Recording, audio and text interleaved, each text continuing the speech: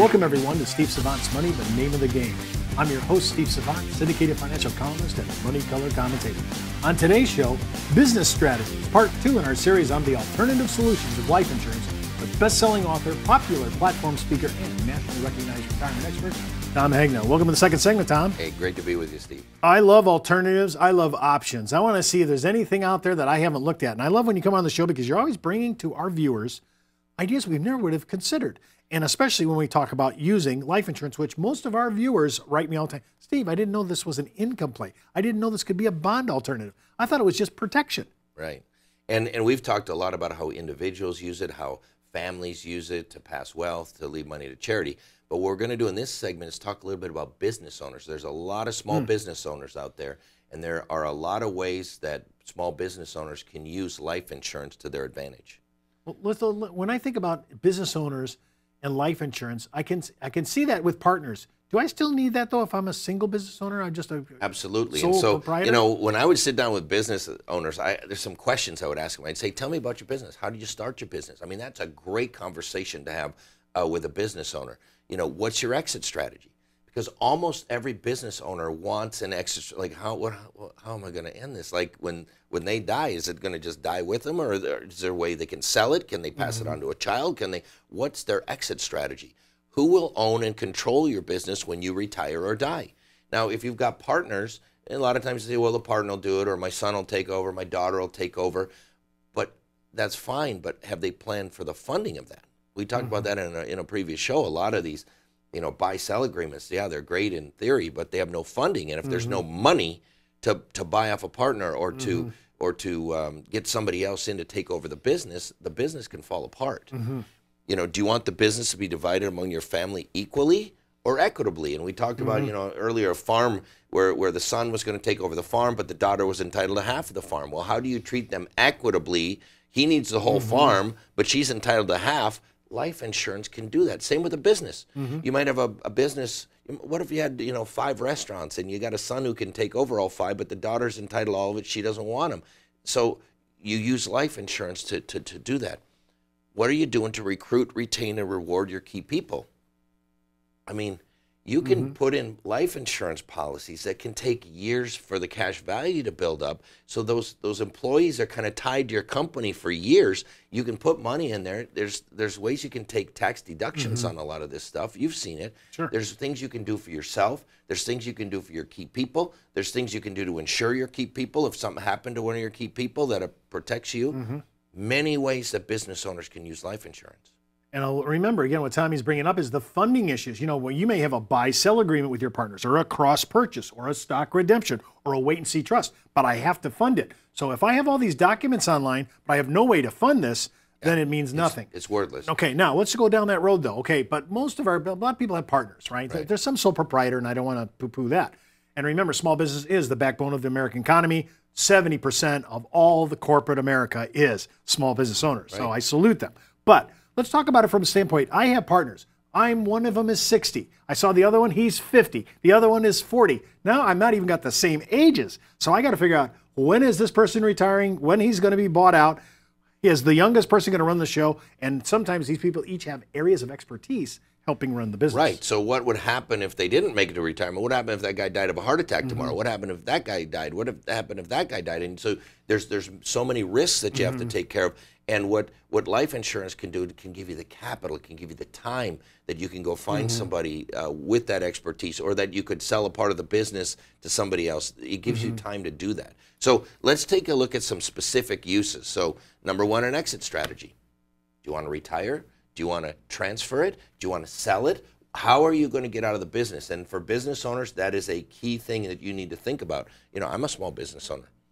I'm wondering what the heck's going to happen when I decide to retire. Am I just going to kind of gradually fade out and the business is going to die? Can I sell this business? I don't know. I mean, because my name's on the business. So, I mean, a lot of people are like that their business isn't easily sold, or it's their own, but you got to think about it. How are you going to exit? And many times life insurance can help do that. Retirement income. When you retire, the business is not going to be there anymore. How are you going to get income? I'll tell you what I'm doing. I am buying multiple DIAs, deferred income annuities. I'm laddering my income annuities so that I will have increasing guaranteed income for the rest of my life. Now, Tom, let me stop you there. A lot of people say, hey, I'm going to sell the business. I'll have retirement income from that. Maybe. Why do you say maybe? Well, because it's not always easy to sell it, and you don't always get it at the right price. And what happens if the economy crashes right then, and then now you're going to sell? Or what happens if you get sick, and now you got to sell, and they know you're sick, and they know you got to sell? They're not going to pay you top dollar. So there's a lot of complications with that. I've also got a very large life insurance policy. You know why? Because I want to be tax diversified.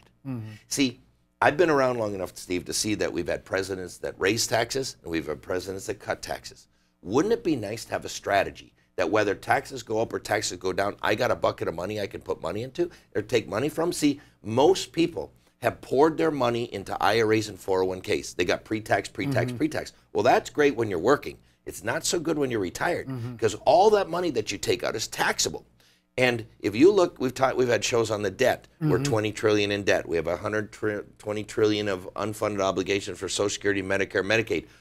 At some point, Steve, I don't care who's president, I don't care what they're saying, taxes are going to go up. They have to. It's math. When those taxes go up, I can take money out of my life insurance policy tax-free. So I've created this strategy where I'm tax diversified. By self-funding, we talked about that, the key person protection, and the recruiting, retaining, and rewarding key people. I want to talk about line of credit because I think people forget about this a lot. You know, I have my business, I have a line of credit. I'd like to be able to use, how can I use life insurance as a business line of credit? Yeah. I never heard of that. And I accidentally skipped that one. It's where you can be the bank. So when you put, remember when I showed it in a previous section that people put like $500,000 over 10 years into a life insurance policy and all that cash was there? They can take that out if they need it. And as a small business owner, I can tell you this, I've experienced this, where there have been months in my business where all of a sudden, for whatever reason, there were expenses I wasn't expecting. At the same time, that revenue went down that I wasn't expecting, and all of a sudden, you can get yourself pinched. You can get yourself in a cash crunch. Well, guess what? I've got multiple sources that I can go to get cash. I don't have to go run to the bank, because remember, banks only lend money to people who don't need it. When you really need money, the bank isn't going to be there. They don't want to lend to people who need it. They want to lend to people who got, they've got collateral, they got all this other money sitting back here. They just need a little cash infusion. What's nice about the life insurance is that you can take cash out of there when you need it. And the more that helps business owners think of this as more of, I want to put more money into my policy. I want to put more in the good times. So when I have some bad times, I can get that money.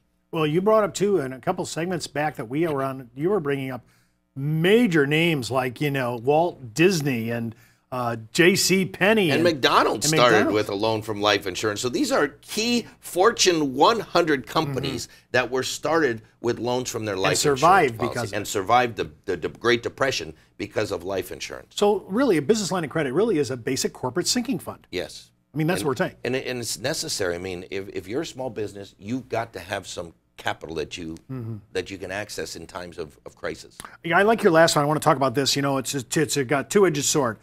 I want to recruit quality people to my business. I want to retain the people that are my rainmakers in my business. Everybody gets a 401k. I have to be non-discriminatory. Everybody has to get the equal treatment.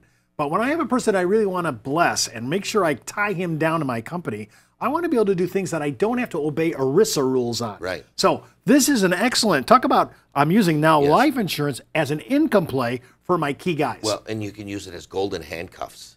I always say, if you've got a good person, you want to put golden handcuffs on them. You want to make it in their best interest to stay. And what you do is you can set up a policy that over time builds up a lot of cash for them, that they can, like in 20 and 30 years, they can get millions of dollars. But in the first 5, 6, 7, 8, 10 years, it takes a while, so that they're not tempted to go off if somebody else offers them, an extra $20,000 a year. They're not running away because they got this vision of these millions of dollars that are going to be built up in here for them. And that's the beauty of life insurance, because life insurance is a lot like a freight train. It's kind of slow motion at first, but boy, once that thing gets going and starts kicking out those dividends, you can't stop it. It's like a freight train going. And so, you put these they're not going anywhere if they see the millions. The image you just gave was the movie Unstoppable. Yeah. You remember the train? Yeah. So, yes, it sounds like it's so slow. I don't know if the thing's ever going to get up to 10 miles an hour, but then you can't stop it. Right. It's rolling. Now, so retaining and recruiting, People are looking at benefit packages. That's what they are. And they're trying to do things that are discriminatory to their key people, whether it's inside admin or outside rainmakers. Right. I think this is a huge issue that you bring up. Listen, don't forget to watch our next segment on women's issues, part 3 of our series on the alternative solutions of life insurance. And keep in mind, before moving forward with any of the ideas on the show, always check with your tax consultant, legal counsel, or financial advisor. You've been watching Steve Savant's Money.